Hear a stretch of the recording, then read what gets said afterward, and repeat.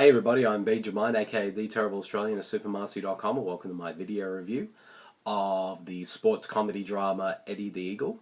So let's get right into it. Now I should say it off right at the back, right off the bat. I actually do enjoy sports films, and it's kind of weird because I actually not really that much of a fan of sports in real life. Like there are some in which I can sit down and watch them and whatnot, but I guess I'm just never really fully engaged by them, and I just kind of get bored with them pretty easily. But when it comes to sports films, though, that's completely sort of a different story. And I think the main reason for that is that the films themselves kind of sort of put us into the lives of these competitors and sportsmen and whatnot, and sort of show it, sort of give us a more well-rounded, develop in a way so that we can understand why they're sort of competing and whatnot, and in a way we sort of get emotionally involved in their story. And once they sort of compete in their sport of choice, we kind of just root for them to succeed. So in a way, in that regard, that's why I kind of enjoy a lot of sports films in that way. So I was definitely looking forward to Eddie the Eagle in that regard. And I have to admit, I didn't really know much about the real life Eddie the Eagle, Michael Eddie the Eagle Edwards, who, for those out there who don't know, was the very first British person to compete in the Olympic ski jumping event in the 1988 Winter Olympics.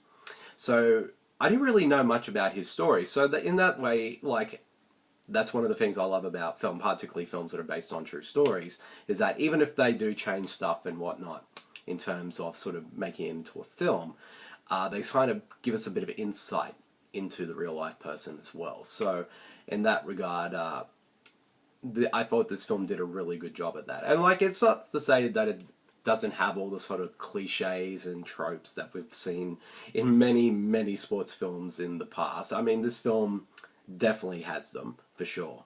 But in the end, that didn't ruin the film to me, because I still found it a really entertaining, quite at times inspiring, and charming little film. And I think one of the main reasons for that is of course the cast, particularly with Taron, Egerton, who of course sort of broke out last year by playing the lead in the film Kingsman: The Secret Service. He plays Eddie the Eagle in this film, and he's just absolutely terrific. And he kind of really sort of delves us into every aspect of who Eddie the Eagle is, his sort of goals, his dreams and whatnot.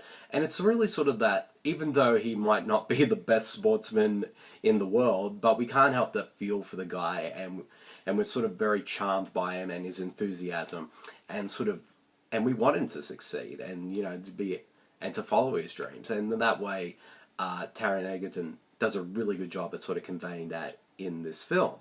And of course Hugh Jackman, who plays his coach, just does a really good job as well. He brings a lot of likability and charm, and as well a bit of an edge to him as well. And also in a way, his character goes through an arc as well, like they both do. And they sort of, Egerton and Jackman sort of have a really good rapport with each other, and we sort of just enjoy their moments together whenever they're on screen. And of course, the film is directed by Dexter Fletcher, who of course started his career off being an actor and appearing in a lot of films and whatnot, particularly Lock, Stock and Two Smoking Barrels and many others.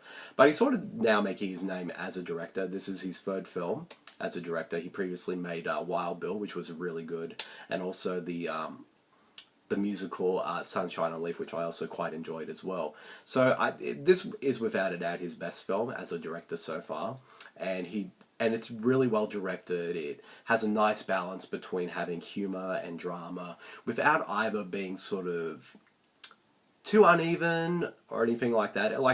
But he finds the perfect balance with that as well, and it helps that he has a pretty solid script to work from as well.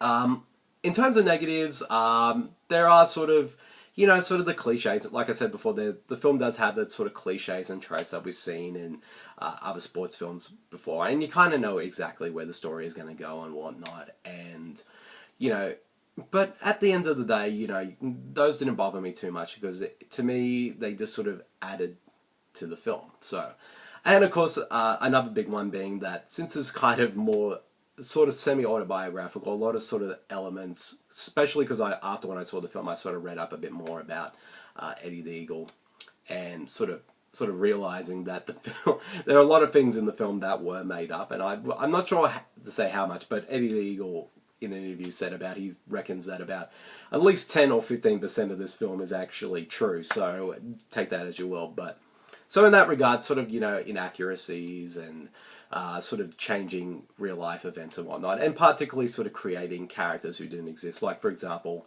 Hugh Jackman's character never existed, and he was just created specifically for the film. So in that regard, like, I would have liked to have seen a bit more sort of the true story there. But I can understand why they sort of added all these elements to add a bit more drama and to make, you know, and to, because at the end of the day, it's a movie, and not everything you're going to see is going to be especially in a film that's based on a true story, is going to be true, or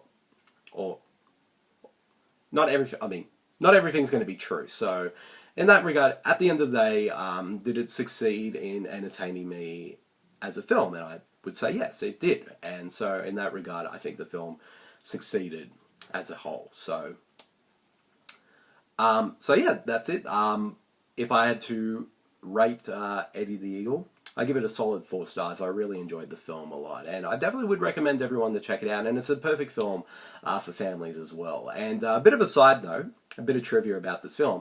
The Winter Olympics that this film is set at, which Eddie the Eagle attended, was the exact same Winter Olympics as the one that was set in the film Cool Running. So, where the, you know, sort of the Jamaican bobsled team sort of competed for the first time and sort of won the hearts of everyone as well. So it's kind of interesting that these two true stories kind of happened at the same time. And if you watch the film, the Jamaican bobsled team actually does get a bit of a shout out in this film as well. So keep a lookout for that.